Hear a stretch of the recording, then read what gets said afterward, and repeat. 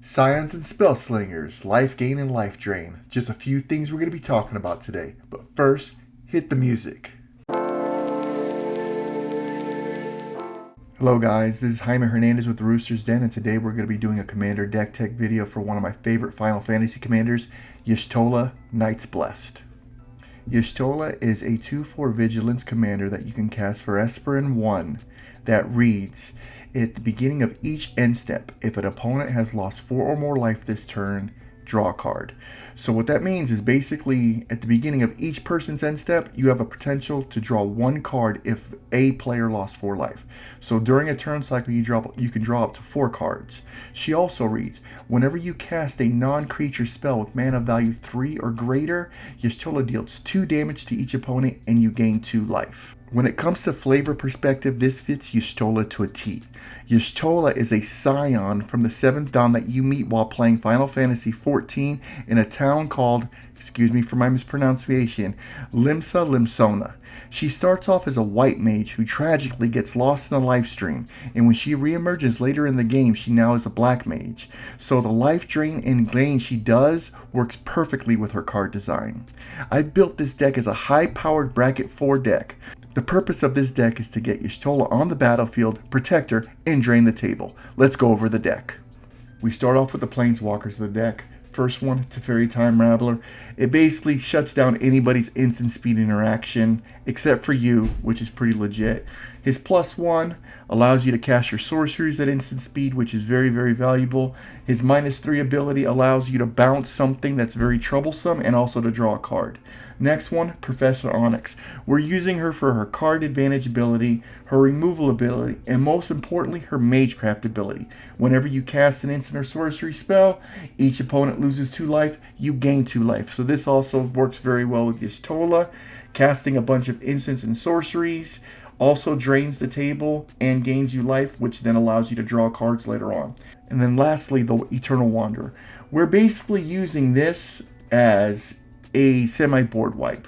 We want to get her on the battlefield and use the -4 ability, which basically says, for each player, I choose a creature they control, and then everybody has to sacrifice the rest.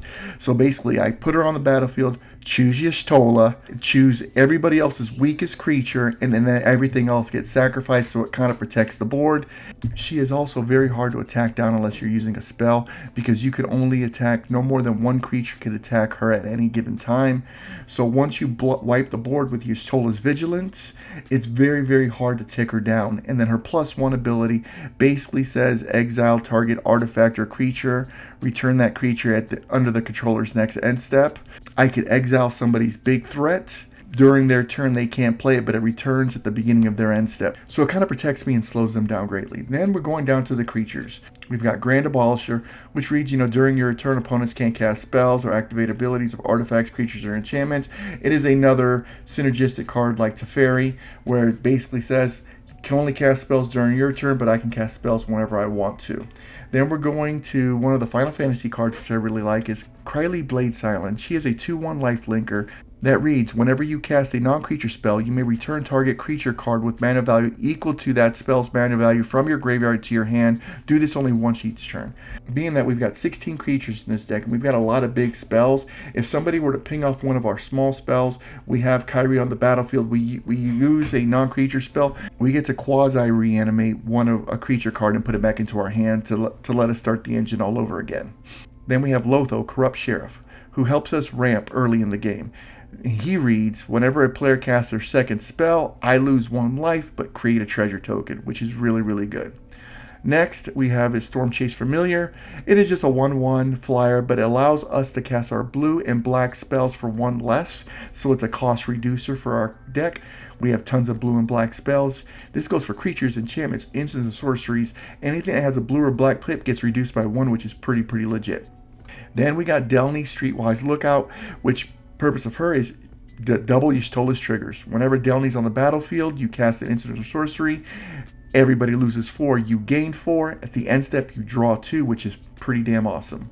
Then we have Kimball, Council of Allocation. He is another mini Y'shtola. Basically states whenever an opponent casts a non-creature spell, they lose 2 life, we gain 2 life. So this with Y'shtola out, if they cast 1 non-creature spell, it automatically triggers End step, we draw a card. Very, very good. Then we've got our second Final Fantasy card from the set that we're keeping in the deck, and that's Lice Hexed. She is a 2/2 with prowess that reads non-creature spells cost 1 less to cast, which is another cost reducer. She's also got prowess, which is pretty awesome, so whenever we're casting non-creature spells, she grows. Her second line of text is, as long as you've cast 2 or more non-creature spells this turn, she gets double strike.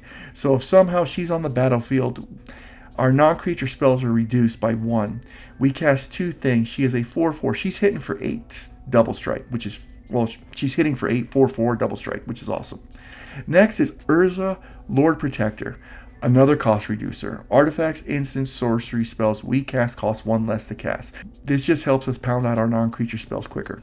Then we've got one of our combo pieces here, guys. Vito, Thorn of the Dust Road. He reads, whenever you gain life, an opponent loses that much life. So we trigger Y'shtola, we gain that 2. So basically they're going to be losing 4, we're going to be gaining 2. Pretty damn awesome. Then we've got Emmett Selt of the Third Seat. He's one of the other Final Fantasy cards that we have, which I really, really like. He reads, spells you cast from your graveyard cost 2 less to cast. Second line of text, whenever 1 or more opponents lose life, you may cast an instant or sorcery spell from your graveyard. If that spell were to be cast from your graveyard, exile it instead. Do this only once each turn. Keyword, guys. So if somebody hits somebody, they lose life. Instants and sorceries now are cost reduced. If we have removal, we can cast it from the graveyard. Trigger Y'shtola again. Granted, we're exiling that instant or sorcery, but this just gives us a way to double up stuff and obviously at a reduced cost from the graveyard. Next is Enduring Tenacity. This is another one of our combo pieces that combos well with Vito. That reads, it is a 4/3 for 2 and 2 black. Whenever you gain life, an opponent loses that much life. And then whenever Enduring Tenacity dies, if it was a creature, return it to the battlefield under my control as an enchantment. This is another Sanguine Bond that's in that's on the battlefield as a creature that basically they have to remove twice. If they kill it, it comes back as the enchantment, and then they have to kill it again as an enchantment, which is pretty awesome. Next is Heliod the Radiant Dawn. He is basically reanimation, which when he reads, whenever Heliod the Radiant Dawn enters the battlefield, return target enchantment card that isn't a god from my graveyard to my hand. And then his backside, if we ever get to it, reads, you may cast spells as though they had flash, which is pretty awesome. And then spells you cast cost 1 less to cast for each card your opponents have drawn this turn. So if an opponent wheels, we have Heliod on the battlefield, and then we flip them, it's going to be all our spells are going to be reduced to either 1 or 2 mana pips, which is just going to help us once again storm off and do what Y'shtola wants to do, drain the table. Then we've got High Fae Trickster. She is a flash 4/2 flyer that you can cast for a blue and 3 that reads, you may cast spells as though they had flash.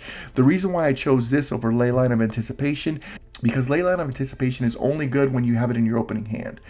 After that, you have to basically put it on the battlefield at sorcery speed. With High Fae Trickster's flash ability, you can cast it at somebody's end step. When your turn comes, just untap, draw, pass the turn. You can cast anything you want, whenever you want to. It's pretty awesome. Next, Roaming Throne. It's just like Delny. It is a trigger doubler for Y'shtola. I think it's an auto include if you're looking to upgrade this deck. That and Delny are 2 must-haves for the deck. Next, Sheoldred the Apocalypse. This card here, I don't need to say much. Whenever an opponent draws a card, they lose 2 life. Whenever you draw a card, you gain 2 life. If you're doing things right, you cast 2 non-creature spells during your turn. Your opponents are going to lose 4. You're going to gain 4. End step, you draw, you gain another. It's awesome. Talion, the Kindly Lord. He is a 3/4 flyer that you can cast for blue, black, and 2. That reads, when the Kindly Lord enters the battlefield, you choose a number between 1 and 10. Whenever an opponent casts a spell with mana value, power, or toughness equal to the number you've chosen, they lose 2 life, and you draw a card. I don't got to say anything else about that. Then we're going to go into the sorceries. Demonic Tutor, great tutor to help you find a card, a combo piece, or removal or protection that you want to have for Y'shtola. Yes, it's not 3 CMC or greater, but it's so good, you got to put it in the deck, in my opinion. Next, Savine's Reclamation. It does trigger Y'shtola, and this card reads, return target permanent with mana value 3 or less from your graveyard to the battlefield. If this spell was cast from your graveyard, copy the spell. You may choose new targets for the copy. So obviously it has the flashback ability, which lets you to double it up. We have a lot of 3 CMC and less permanents in our deck that if people do remove, Savine's Reclamation can bring it back. Vindicate, which is a Orzhov 1 sorcery that says destroy target permanent. There are a lot of things that need to be removed in Commander, besides creatures, such as enchantments, artifacts, even lands that are problematic. This card deals with all of them and triggers Y'shtola. And then we have, forgive me for the pronunciation, Incinerus Vial Duplication, which is a sorcery that says create a copy that's a target of a creature you control, except the token has flying and isn't legendary if the creature is legendary. So basically, you can make 2 copies of Y'shtola. It's double the trouble. People have to figure out a way to get rid of 2 of them now, which is freaking awesome. Next, we have a Siphon Mind. It's just a great card draw spell. Each opponent discards a card. You draw a card for each card discarded this way. So obviously, you cast it. Everybody discards a card. You draw 3. I don't know what else to say about that. This is one of the few board wipes we keep in the deck. It's Promise of Loyalty. And it reads, each player puts a Val counter on creature they control, sacrifices the rest. So clearly we're putting a Val counter on Y'shtola.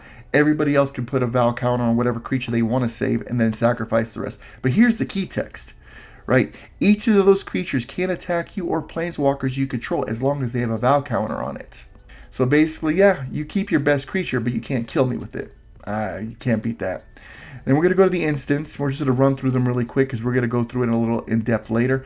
We have an Offer You Can't Refuse, great counterspell. Enlightened Tutor, Artifact and Enchantment Tutor, awesome. Swan Song, another great counterspell. Vampiric Tutor, another awesome tutor. Cyclonic Rift, where you got to wipe the board. Dismember, removal.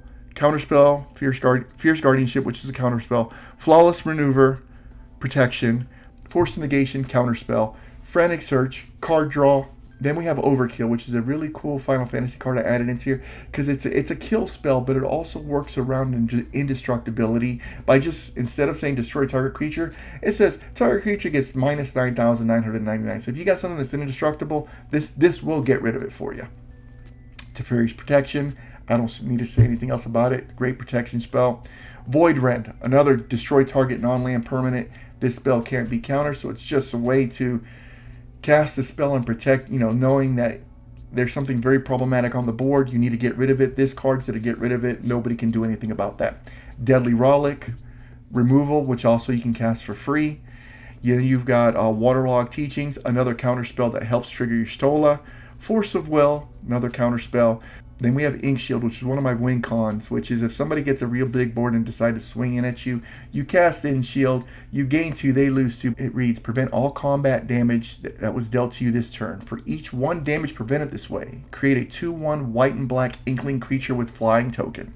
So basically, somebody's swinging at you with the board, you cast this, no damage is dealt, you create an army, auto win. Then we're going over to the artifacts.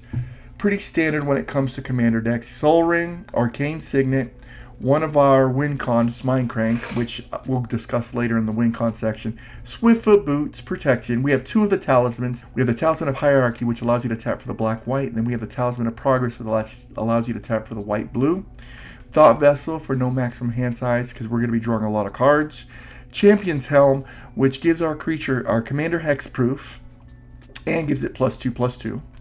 Chromatic Lantern, which allows us to mana fix all our lands. Cloud Key, it's another cost reducer. You choose when it enters the battlefield, artifact, creature, enchantment, instant, or sorcery. Those spells are reduced, which is pretty awesome. Relic of Legends, which allows all our legendary creatures to be mana dorks, basically. And the One Ring, which is one of the best card draw engines Magic's ever created. Then we're going to go over to the enchantments. Blood Chief's Ascension, which is one of our win cons in the deck. Curiosity, a draw engine. Sigil of Sleep, card removal. We've got Ghostly Prison, which is basically attacks on all your opponents, which we'll go over a little bit later. Ophidian Eye, more card draw. Propaganda, which is another taxing card to tax our opponents. Rhystic Study. Helm of the Gas Lord, which is another card draw engine and discard outlet for you. Smothering Tide, more ramp. And Exquisite Blonde, another part of our combos. We are actually running 36 lands, one of them being the modal double face right here. Now let's go ahead a little more in depth and show you what this deck really does.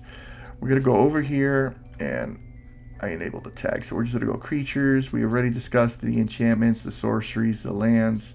We've gone over the planeswalkers, and here we go. So in ramp, we have 9 ramp cards that are in this deck right now. We obviously have Soul Ring, Arcane Signet, Lotho, both Talismans, Thought Vessel, Chromatic Lantern, Relic of Legends, and Smothering Tide. So all these cards help you ramp out. And with 36 lands, 9 pieces of ramp I thought was pretty good. If you think I need more, let me know. Then here are the win cons of the deck. We have Blood Chief Ascension with Mind Crank. So once Blood Chief Ascension, you have 3 Vow counters on that. And if you have Mind Crank on the battlefield, the moment you cast something that triggers Y'shtola, or the moment somebody loses life, you auto win the game. Okay, and how it works is once you've got 3 quest counters, it reads, whenever a card is put into an opponent's graveyard from anywhere, if Blood Chief Ascension has 3 or more quest counters on it, that player loses 2 life and you gain 2 life. So a Y'shtola trigger. But what does Mind Crank say? And Mind Crank reads, whenever an opponent loses life, that player puts that many cards from the top of their library into their graveyard. So Blood Chief Ascension goes off, triggering triggering. You gain 2, they lose 2. They mill 2, triggering Blood Chief Ascension again. They lose 2, you gain 2. Actually, at that point, they lose 4, you gain 4. They have to mill 4 then. Then they lose 8, you gain 8, as you can see. Either they mill out their deck or tab out to 0 life. One or the other is going to happen and you auto win.